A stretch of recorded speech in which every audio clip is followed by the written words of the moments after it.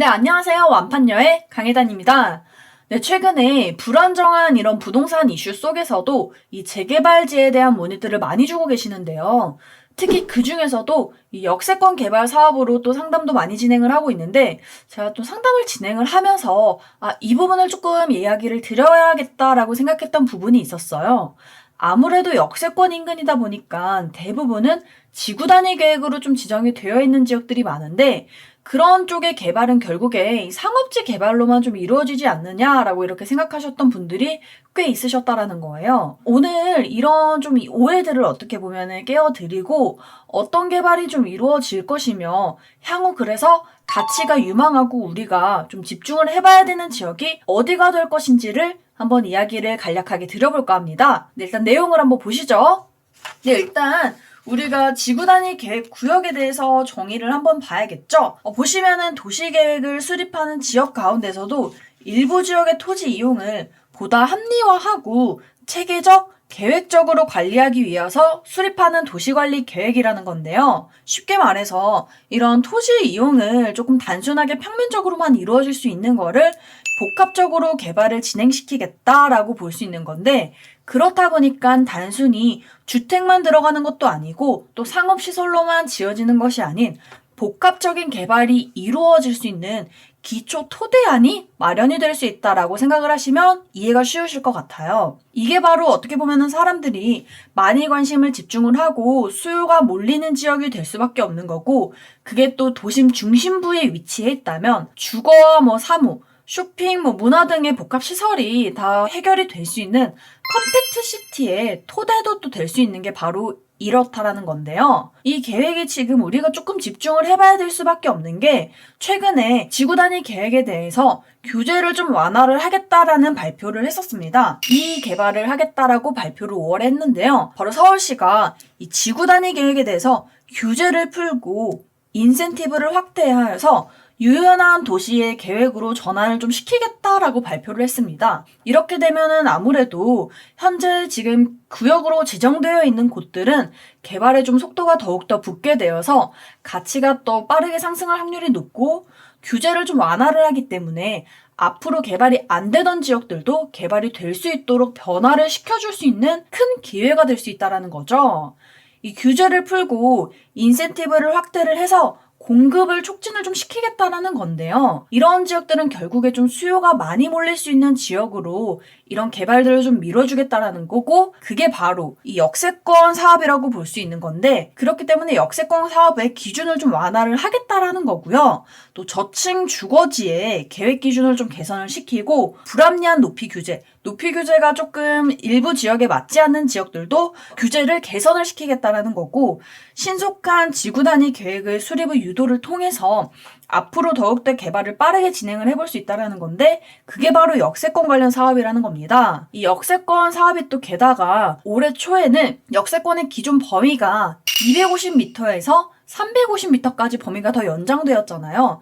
이 완화된 것을 2024년까지 한시적으로 더욱더 연장을 시켜주겠다는 발표를 했기 때문에 지금 현재 각광을 많이 받고 있는 사업이기도 하는데요. 게다가 여기서 활용 점점에 불을 지피게 되는 이야기가 있죠. 바로 8월에 얼마 전에 발표가 됐던 주거안정 실험 방안이 발표가 되었는데요. 향후 5년간 270만 가구의 공급 대책에 대해서 발표를 하다가, 그 안에를 한번 조금 더 간략하게 보시면 앞으로 핵심 사업지가 될 도심 복합 사업에 대해서도 이야기가 나오고 있는데, 이 도심 복합 사업이 바로 역세권 인근의 노후 주거지를 개선을 시켜서 공급을 촉진시키겠다라는 발표를 했기 때문에 지금 현 정부에서도 이 역세권 사업을 조금 추진을 하겠다라는 이야기가 돌고 있을 수밖에 없는 거고요. 그래서 이 역세권 고밀도 개발 사업은 앞으로 대세가 될 수밖에 없다라고 해도 과언이 아닌 수준이 되었다라는 겁니다. 그래서 최근에도 이런 역세권 개발을 통해서 사업지를 좀 늘리겠다, 개발이 이루어지겠다라는 뉴스나 이야기도 우리가 좀 많이 접할 수가 있는데요. 이를 토대로 앞으로 역세권의 그런 유망 지역들을 한번 살펴볼 수가 있는데, 그런 지역들의 기본 베이스가 되었던 지구 단위 계획이 그러면 어디가 서울이 좀 지정이 되어 있느냐라고 본다면, 사실 이렇게 지금 많이 지정이 되어 있어요. 이게 지금 2021년까지 기준으로 봤을 때 494곳, 거의 500여 곳이 지금 지정이 됐는데 이 면적이 지금 서울시 전체 면적의 27%나 차지하는 수준인데 당연히 이 곳에서도 개발이 좀 빠르게 될 수 있거나 사람들이 집중적으로 볼 수 있는 지역들이 존재를 하는 거죠. 우리는 일단 크게 3도심이라고 하는 핵심 지역들을 한번 보자고요. 일단은 첫 번째로 바로 영등포 지역이 있는데 이 영등포 지역도 사실은 굉장히 큰 규모로 지구 단위 지정을 지금 현재도 받고 있습니다. 이 영등포역 앞으로는 바로 뒤쪽으로는 뭐 신세계백화점과 이 영등포 타임스퀘어가 있는데 이 역 인근으로 역사 GTX 비노선 들어가고 하는 이 역사 인근으로 지금 현재 도심 역세권 재개발 구역으로 정비 사업을 계획 중이라서 지금 이미 진행을 하고 있고 향후 여기에 천세대급의 주거 지역들이 들어서게 될 예정이고요. 이 바로 뒤쪽으로는 일단 지구 단위 계획 구역들이 지정이 되어 있는데 이 지역들도 현재는 지금 주거지들이 밀집을 해 있는데요. 향후 복합적인 이런 사업들을 진행을 해볼 수 있는 확률이 굉장히 높다라는 겁니다. 근데 다만 이 영등포 지역들은 사실 이 일대가 좀 중공업 단지들이 섞여 있다 보니까요. 현재도 지금 뭐 아파트뿐만 아니라 오피스텔도 굉장히 조금 많이 혼재되어 있는 지역이다 보니까요. 우리가 개발을 하게 되면 결국에 동의를 받게 되는 그런 시간이 조금 더 다른 지역에 비해서는 오래 걸릴 수는 있다라는 사실은 조금 인지를 하시는 편이 좋으실 것 같고요. 영등포 지역은 그래도 굉장히 입지가 좋기 때문에 향후의 미래 가치도 굉장히 각광받을 수 있는 곳이다라고 이야기를 드리고 싶고 또 다른 곳으로는 강남입니다. 강남은 어떻게 보면은 주거와 상업이 조금 나누어지게 되는데 그 개발의 규모도 굉장히 크게 진행이 된다라는 겁니다. 일단 주거 쪽으로 한번 생각을 해본다면 강남역 기준으로 왼쪽이 뭐 서초 라인이죠. 근데 서초는 또 전통적인 그런 부촌 지역이다 보니까 이미 지금 현재도 아파트나 주거들이 존재를 해 있고요. 근데 이런 지역들이 지구 단위 계획으로 지정이 되어서 결국에 어떻게 개발이 되느냐라고 본다면 이런 재건축 사업으로 진행이 좀 된다라는 겁니다. 그렇다면 상권 쪽, 상업 쪽은 어떻게 되느냐라고 본다면 이 테헤란로죠. 테헤란로에는 지금 지구 단위 계획으로 지정이 되어 있지만 이곳들은 지금 업무 시설들이 많이 존재를 하면서 개발이 이루어진 곳이고요.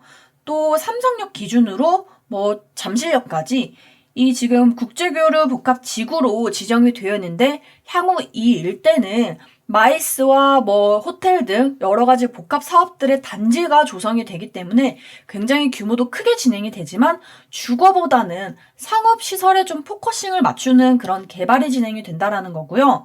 그 위쪽으로는 도산대로 일대로 지구 단위 계획인데 이쪽도 압구정 라인을 끼다 보니까 물론 이 도산대로 일대는 지금 뭐 뷰티라든지 문화, 상업 등이 활발히 이루어지는 복합 사업이 진행이 될 것이고 그 뒤쪽으로 뭐 압구정 우리 흔히 얘기하는 현대아파트 그런 쪽들은 지구 단위 계획임에도 불구하고 재건축의 비중, 주거의 비중으로 포커스가 맞춰질 수 있다는 거기 때문에 주거와 상업들의 개발이 이루어지지만 그 규모들이 굉장히 엄청나게 크기 때문에 조금 우리가 소액으로 보는 거에 있어서는 들어가기에는 굉장히 부담이 커서 조금 그냥 지켜만 보는 그런 지역들이 될 수 있다라고 이야기를 드린다라는 거죠. 그렇다면은 3도심 중에 우리가 집중해 볼 수 있는 지역이 바로 어디가 되겠느냐라고 한다면 저는 주저없이 여기라고 꼽을 수 있다라는 겁니다. 바로 서울역 지역인데요.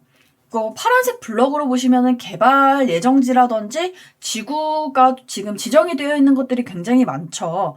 서울역을 기준으로 지금 개발의 호재도 굉장히 넘쳐나고 플러스 교통의 호재도 지금 넘쳐나는 지역이 바로 이 지역이라는 겁니다.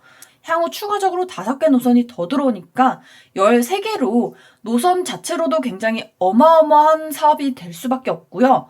또 게다가 이 서소문 역사공원 공원 밑쪽으로 지금 여기 일대죠. 여기 일대로는 북부 역세권 개발로 진행이 되는 강북의 코엑스가 들어서게 되기 때문에 업무와 상업들이 굉장히 또 활발히 이루어지는 곳들이 바로 이 지역이라는 겁니다. 지금 현재 서울역을 한번 가보시면 공사도 좀 많이 진행이 되어 있어서 좀 시끄럽기도 하고 복잡한 지역임에도 불구하고 그게 결국에는 앞으로 개발이 이루어지기 때문에 현재는 그렇게 되는 상황이라서 이곳의 가치는 향후 계속적으로 상승해서 사람들의 관심도 집중이 되고 있기 때문에 사실 이 근처로 일대로만 하더라도 사람들이 많이 투자금이라든지 우리가 들어갈 수 있는 지역들은 조금 더 한정적이에요. 네, 서울역을 이렇게 기준으로 하죠. 서울역을 기준으로 이렇게 4분면을 우리가 쉽게 나눠보는 거예요. 나눠본다면은 일단은 왼쪽으로 중림동 일대죠. 이 중림동 일대는 지금 현재 지도상으로도 보시는 것처럼 아파트 지역이 이미 이제 들어서 있는 지역이 된 거고요. 또 그 외의 지역들은 뭐 학교라든지 아니면은 뭐 상업시설들이 좀 존재를 해서 추가적인 주거의 개발지를 좀 생각을 해보기에는 한계가 있는 부분이 있다. 이미 개발이 좀 완료가 되었다라고 생각을 하시면 편한 지역인 거고, 그 밑쪽으로 보시면은 서계동 일대죠. 이 서계동 일대도 사람들이 굉장히 관심을 많이 갖는 지역인데, 여기도 지금 굉장히 노후도라든지 이런 것들은 심해서 개발을 지금 진행을 시키려고 하는데, 물론 투자금도 비싸지만 토지거래 허가 구역으로 지정이 되어 있다 보니까 이 실거주의 요건을 충족을 시켜야 돼서 투자를 조금 하시기에는 제한이 따르고 좀 까다로운 지역이 바로 이 서계동 일대라는 겁니다. 그래서 이런 지역들은 조금 들어가기에 부담이 좀 있으시다라는 거고, 맞은편 쪽으로 보시면은 또 최근에 사람들이 많이 이야기를 하고 있는 후암동이죠. 이 후암동은 특히 또 동후암동, 서후암동으로 또 이렇게 나뉘기는 하는데요. 물론 구역 지정이 뭐 바로 돼서 개발이 지금 뭐 이루어지고 있는 것은 아님에도 불구하고 이미 이곳도 당연히 특별관리계획구역으로도 또 지정이 되어 있는 곳도 있는데, 투자금이 사실 투룸 기준으로 이게 용산 일대다 보니까요. 투룸 기준으로만 지금 투자금이 5, 6억대 이상이 들어가고 매매 금액은 지금 11억 이상을 호가를 하고 있어요. 물론 동호암동, 서암동 다 5억대로 투자금이 나오고 있기 때문에 투자금이 부담스럽기 때문에 진입하시기에는 조금 어려움이 따르실 수 있다라고 보실 수가 있다라는 거죠. 그렇다면 나머지 지금 서울역을 기준으로 동서남북 중에서 어떻게 보면 딱 한 군데 남은 지역은 회원동이잖아요. 근데 이 회원동은 아직까지는 다른 지역에 비해서는 조금 투자금은 상대적으로 저렴해요. 저렴은 한데 결국에는 똑같이 개발의 압력을 같이 받기 때문에 향후에 이 지역의 가치가 더욱더 크게 상승할 수밖에 없는 지역이 바로 이 회원동 일대인데요. 이 회원동 일대에서 최근에 또 그런 호재가 생겨서 이곳도 앞으로 굉장히 좀 개발이 가파르게 진행될 수 있다라고 볼 수가 있다라는 건데, 어떤 것 때문이냐? 이 회원역을 기준으로 해서 한번 지도를 한번 살펴보시면요. 이미 회원역 4호선이죠. 4호선을 기준으로 위쪽으로는 지금 남대문 시장인데 정비구역으로 지정이 되어 있어요. 근데 정비구역으로 지정이 되어 있어도 남대문 시장이다 보니까 개발을 조금 진행하기에는 시간적으로 조금 더 소요가 될 수밖에 없다라고 생각을 하실 수가 있고, 그 맞은편 쪽으로는 어떻게 되느냐?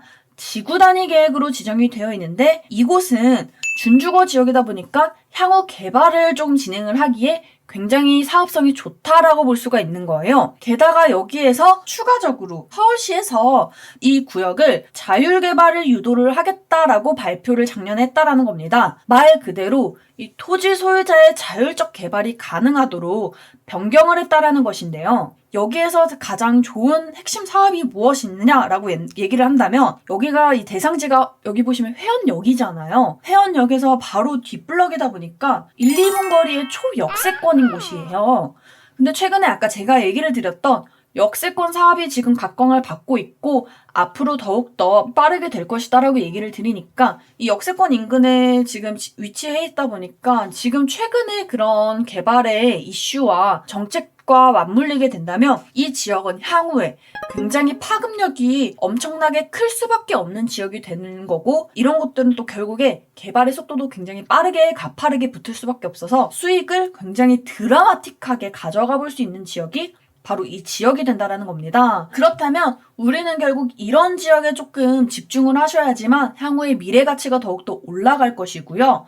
당연히 최근에 요즘에 뭐 부동산 시장이 불안정하고 뭐 하락이라든지 조금 부정적인 이슈들이 존재하고 있는 이런 상황에서는 이런 좀 방어적인 부분이 존재를 하고 당연히 좀 그런 수요가 집중이 될 수 있고 상대적으로 정부에서 조금 지원이나 밀어줄 수 있는 지역이 존재를 한다면 이런 지역은 안정적으로 개발이 결국에는 향후에 이루어질 수 있다라는 거고, 그렇게 되면은 향후 우리 미래 가치, 수익은 굉장히 크게 드라마틱하게 변화하는 것을 직접적으로 확인해 보실 수가 있으니까요.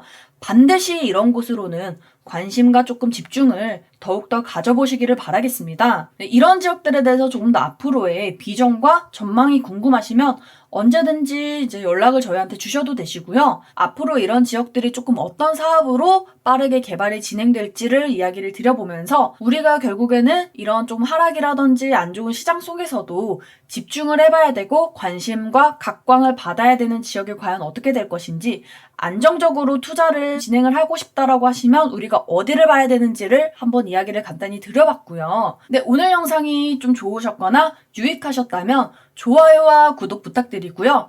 알림 설정까지 부탁드리고 저는 다음에 또 좋은 영상으로 여러분들께 인사드리겠습니다. 감사합니다.